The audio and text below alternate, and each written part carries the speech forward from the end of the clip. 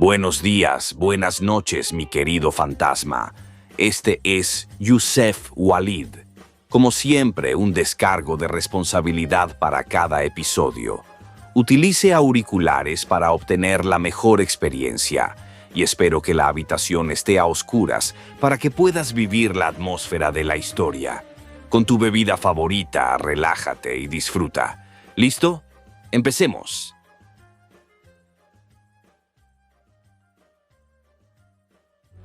¿Sabes que siempre hay un lugar en cada pueblo que todos prefieren evitar? Bueno, en nuestra aldea es la iglesia vieja, esa que le llaman la Gracia Negra. Suena bonito el nombre, pero la verdad es que da miedo con solo mirarla.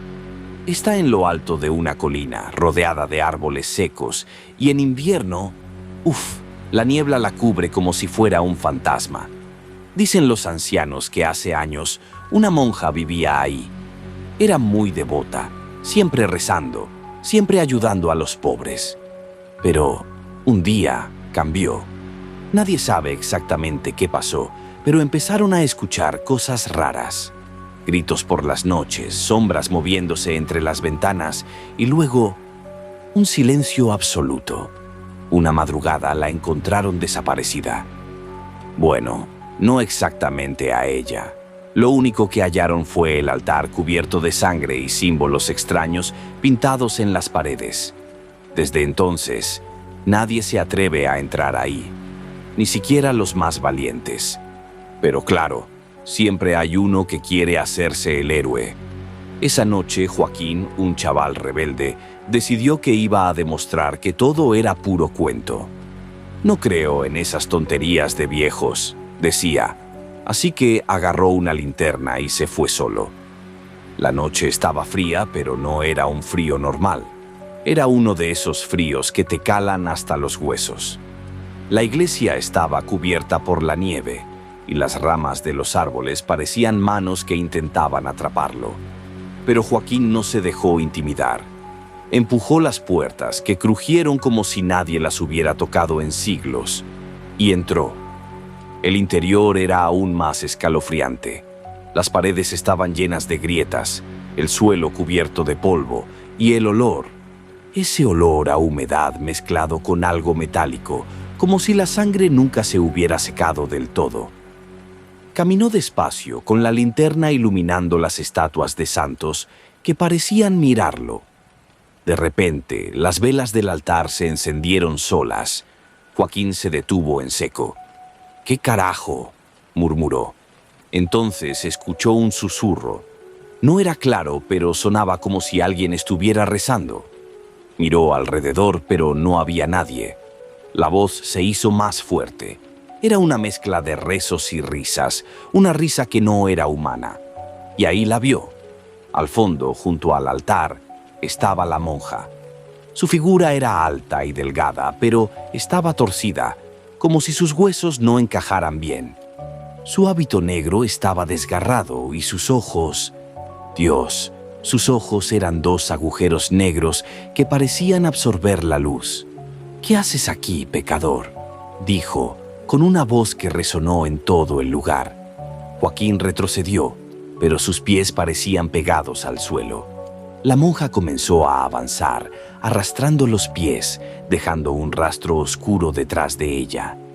Intentó correr, pero las puertas de la iglesia se cerraron de golpe, como si una fuerza invisible las hubiera bloqueado. El eco de sus pasos se mezclaba con las carcajadas de la monja, que parecían venir de todas partes. «No hay salida», dijo ella, ahora a solo unos metros de él. Desesperado, Joaquín tropezó y cayó cerca del altar. Su linterna rodó lejos, dejando todo en penumbra. Pero entonces sintió algo bajo su mano, un crucifijo.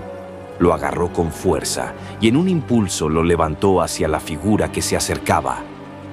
«Déjame en paz», gritó con la voz rota por el miedo. La monja se detuvo por un segundo, pero luego empezó a reír más fuerte. «¿Crees que eso me detendrá? No hay salvación para ti». La última cosa que recuerda Joaquín es una luz brillante que lo envolvió todo. Luego, oscuridad. Lo encontraron al día siguiente, tirado frente a la iglesia, temblando y murmurando cosas sin sentido.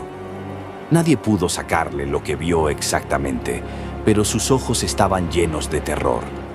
Desde entonces, la gente del pueblo evita aún más esa iglesia, porque si entras, puede que no salgas nunca más.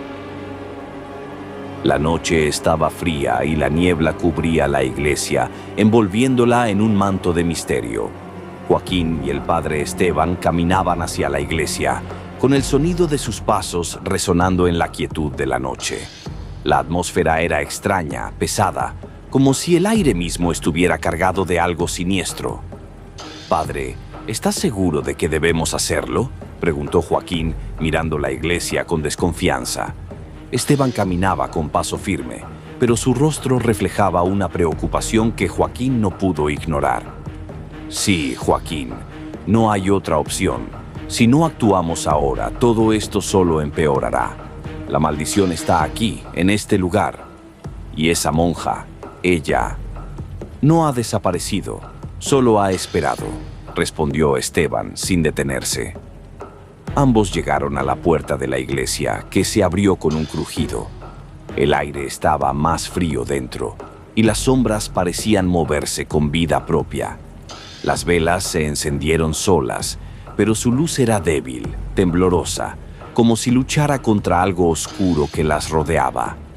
«El lugar está diferente», dijo Joaquín, mientras sus ojos recorrían las paredes llenas de figuras religiosas. «¿Cómo es posible?». «No lo sé, pero tenemos que seguir adelante», respondió Esteban, mientras avanzaba hacia el altar. Las sombras parecían retorcerse y el aire se volvía cada vez más pesado, como si todo a su alrededor estuviera siendo absorbido por una fuerza invisible. De repente, la figura de la monja apareció frente a ellos, flotando en el aire. Su rostro era pálido, sus ojos negros como pozos sin fondo. Su sonrisa era monstruosa, retorcida. Joaquín retrocedió, pero Esteban se mantuvo firme. «¿Creen que pueden vencerme después de tanto tiempo?», dijo la monja, su voz resonando en cada rincón de la iglesia. «Este lugar es mío y siempre lo será». Esteban levantó su rosario y comenzó a recitar una oración en voz alta. Las palabras salían de su boca con fuerza, pero la monja solo se reía, su risa llenando el espacio como un eco maldito. «Tus palabras no me afectan, sacerdote. Esta iglesia es mi dominio. Ustedes son los que están fuera de lugar», dijo la monja, mientras su figura se acercaba cada vez más. De repente, las sombras comenzaron a moverse rápidamente, como serpientes, envolviendo a Esteban. La luz de las velas parpadeó, luego se apagó. Joaquín intentó gritar, pero su voz se ahogó en el aire denso y pesado. No podía respirar, como si algo le estuviera aplastando el pecho. La monja comenzó a levitar hacia él, su sonrisa creciendo. Joaquín intentó dar un paso atrás, pero las sombras lo rodearon, paralizándolo. Sintió como el suelo bajo sus pies se desvanecía. Su corazón latía a toda velocidad. «Padre, ayúdame», gritó Joaquín desesperado, pero Esteban estaba atrapado por las sombras. La monja avanzó hacia él lentamente. Su presencia era como un peso sobre su cuerpo, algo que no podía evitar. «Este es el final, Joaquín. Este lugar siempre fue tu destino, y ahora te reclamaré como a los demás», dijo la monja, su voz suave pero llena de maldad. Las sombras lo envolvieron completamente, y Joaquín cayó al suelo, incapaz de moverse. Todo se volvió oscuro. La iglesia, que antes estaba llena de vida, ahora era solo un lugar vacío, rodeado de oscuridad y silencio. Cuando la luz regresó, no había señales de Esteban ni de Joaquín. Las sombras seguían danzando por la iglesia, pero las figuras religiosas ya no parecían observar. La monja había desaparecido, pero su risa aún retumbaba en las paredes. La iglesia permaneció en silencio, esperando a los próximos desafortunados que entraran en su dominio. Nadie sabía qué había ocurrido con Esteban y Joaquín. Nadie volvería a entrar. La iglesia, ahora vacía, seguía bajo el control de la monja, que esperaba en silencio, acechando a los incautos que pudieran cruzar sus puertas. Nadie sabe qué pasó con los dos hombres, pero el mal que habitaba ese lugar permanecía allí, esperando,